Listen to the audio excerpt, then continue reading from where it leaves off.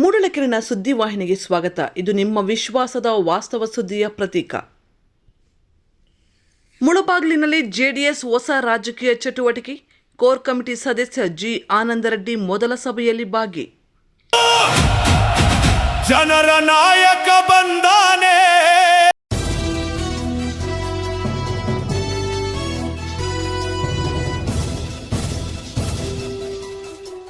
ಮುಳಬಾಗಿಲು ತಾಲೂಕಿನ ಜೆಡಿಎಸ್ ಮುಖಂಡರು ಹಾಗೂ ಜೆಡಿಎಸ್ ರಾಜ್ಯ ಕೋರ್ ಕಮಿಟಿ ಸದಸ್ಯರಾದ ಜಿ ಆನಂದರೆಡ್ಡಿ ಅವರು ಸದಸ್ಯರಾಗಿ ಆಯ್ಕೆಯಾದ ಬಳಿಕ ಮೊದಲ ಬಾರಿಗೆ ನಡೆದ ರಾಜ್ಯ ಕೋರ್ ಕಮಿಟಿ ಸಭೆಯಲ್ಲಿ ಉತ್ಸಾಹದಿಂದ ಭಾಗವಹಿಸಿ ಪಕ್ಷದ ಹಿರಿಯ ನಾಯಕರ ಗಮನ ಸೆಳೆದಿದ್ದಾರೆ.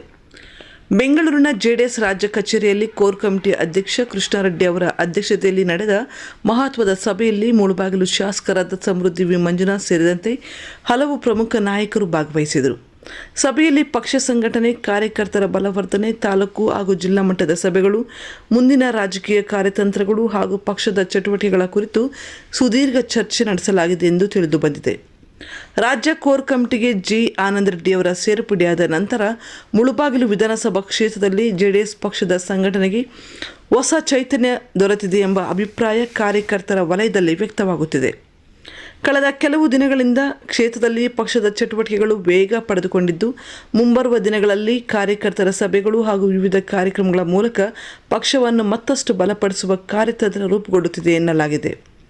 ರಾಜಕೀಯ, ಸಾಮಾಜಿಕ ಹಾಗೂ ಆರ್ಥಿಕ ಕ್ಷೇತ್ರಗಳಲ್ಲಿ ತನ್ನದೇ ಆದ ಪ್ರಭಾವ ಹೊಂದಿರುವ ಜಿ ಆನಂದರೆಡ್ಡಿಯವರ ಮೇಲೆ ಜೆಡಿಎಸ್ ವರಿಷ್ಠರು ವಿಶ್ವಾಸ ವ್ಯಕ್ತಪಡಿಸಿರುವುದು ಕ್ಷೇತ್ರದ ರಾಜಕೀಯ ವಲಯದಲ್ಲಿ ಚರ್ಚೆಗೆ ಗ್ರಾಸವಾಗಿದೆ. ಮುಳಬಾಗಿಲು ಕ್ಷೇತ್ರದಲ್ಲಿ ಪಕ್ಷದ ಭದ್ರ ಅಡಿಪಾಯ ನಿರ್ಮಿಸಿ ಹೊಸ ರಾಜಕೀಯ ಇತಿಹಾಸ ಬರೆಯುವ ಗುರಿಯೊಂದಿಗೆ ಪಕ್ಷದ ನಾಯಕರು ಈಗಾಗಲೇ ಕಾರ್ಯತಂತ್ರ ರೂಪಿಸುತ್ತಿದ್ದಾರೆ ಎಂಬ ಮಾತುಗಳು ಕೇಳಿಬರುತ್ತಿವೆ. ಇದೇ ವೇಳೆ ಜಿ ಆನಂದರೆಡ್ಡಿಯವರು ರಾಜ್ಯ ಕೋರ್ ಕಮಿಟಿ ಸದಸ್ಯರಾಗಿರುವ ಹಿನ್ನೆಲೆಯಲ್ಲಿ ತಿಮ್ಮರಾವತನಹಳ್ಳಿ ರೆಡ್ಡಿ ಸಮುದಾಯದ ಮುಖಂಡ ಜಯರಾಮ್ ರೆಡ್ಡಿ ಅವರ ನೇತೃತ್ವದಲ್ಲಿ ಭಕ್ತರು ಹಾಗೂ ಬೆಂಬಲಿಗರು ಮಹಾರಾಷ್ಟ್ರದ ಶಿರ್ಡಿ ಸಾಯಿಬಾಬಾ ದೇವಸ್ಥಾನ ದರ್ಶನ ಪಡೆದು ವಿಶೇಷ ಹಾರೈಕೆ ಸಲ್ಲಿಸಿರುವುದು ಗಮನಾರ್ಹವಾಗಿದೆ. ಜಿ ಆನಂದರೆಡ್ಡಿಯವರು ಇನ್ನಷ್ಟು ಉನ್ನತ ರಾಜಕೀಯ ಸ್ಥಾನಮಾನಗಳನ್ನು ಅಲಂಕರಿಸಲಿ ಹಾಗೂ ಮುಳಬಾಗಿಲು ಕ್ಷೇತ್ರದ ಅಭಿವೃದ್ಧಿಗೆ ಶಕ್ತಿ ದೊರೆಯಲಿ ಎಂಬ ಶಿರ್ಡಿ ಸಾಯಿಬಾಬಾರ ಬಳಿ ಪ್ರಾರ್ಥನೆ ಸಲ್ಲಿಸಲಾಗಿದೆ ಎಂದು ತಿಳಿದು ಬಂದಿದೆ.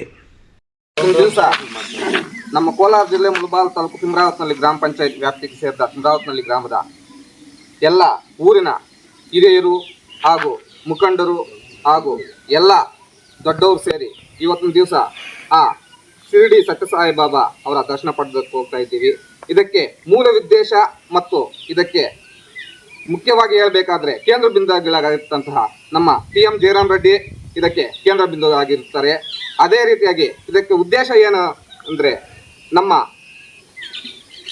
ಕರ್ನಾಟಕದ JDS ಪಕ್ಷದ ಕೋರ್ ಕಮಿಟಿ ಸದಸ್ಯರಾಗಿರ್ತಕ್ಕಂಥ ಆನಂದ್ ರೆಡ್ಡಿ ಅವರ ಒಂದು ಅರಿಕೆಯನ್ನು ತೀರ್ಸಕ್ಕೆ ಹೋಗ್ತಾ ಇದ್ದೀವಿ.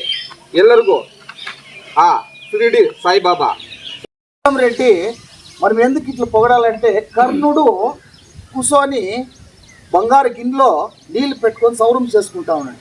బంగారు గిన్నెలో నీళ్ళు పెట్టి సౌరం చేసుకుంటా ఉంటే ఎవరో పేదోడు వచ్చి అయ్యా నా కూతురు పెళ్ళి అంత ధర్మం చేయంటే ఆయన ఆ బంగారు గిన్నెని ఎడిమి చేత్తోనే వంచి ఏమి ఆ గిన్నెని అట్లా ఎడిమి చేత్తో వేసినట్టు ఆయన భార్య అడిగినట్ట, ఏం స్వామి ఇచ్చేవాడు ఎట్లా ధర్మం ఇస్తే కుడి చేతిలో వేయకూడదు అని.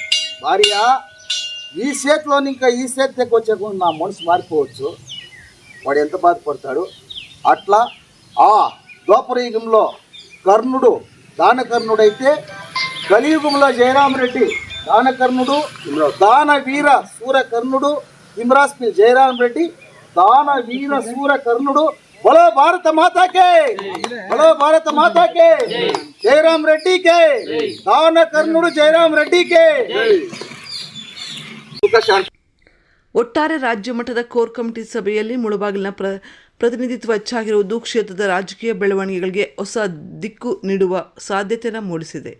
ಮುಂಬರುವ ದಿನಗಳಲ್ಲಿ ಜೆಡಿಎಸ್ ಪಕ್ಷದ ಸಂಘಟನೆ, ಕಾರ್ಯಕರ್ತರ ಚಟುವಟಿಕೆ ಹಾಗೂ ರಾಜಕೀಯ ಸಮೀಕರಣಗಳಲ್ಲಿ ಗಮನಾರ್ಹ ಬದಲಾವಣೆಗಳು ಕಂಡುಬರಲಿದ್ದು, ಮುಳಬಾಗಿಲು ರಾಜಕೀಯ ಅಂಗಳದಲ್ಲಿ ಹೊಸ ಹಾಲೆ ಸೃಷ್ಟಿಯಾಗುವ ಲಕ್ಷಣಗಳು ಗೋಚರಿಸುತ್ತಿವೆ.